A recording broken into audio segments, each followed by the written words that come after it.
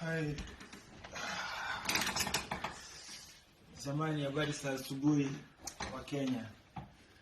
I just want to greet you and want to say thank you for being part of my journey.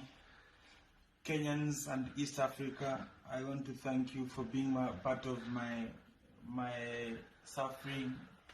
Thanks for loving me. Mimi nimeumia, mimi ni mgonjwa, naumwa sana. But nataka kushukuru sana kwa maombi yenu. Hapa naona nimeletewa tumatunda. Kazi yangu ni kula tu tumatunda. Tumatunda tu.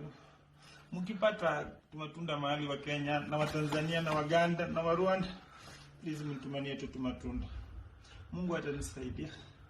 Tumatunda tu. Nitakula. Wacha kwanza nipumzike.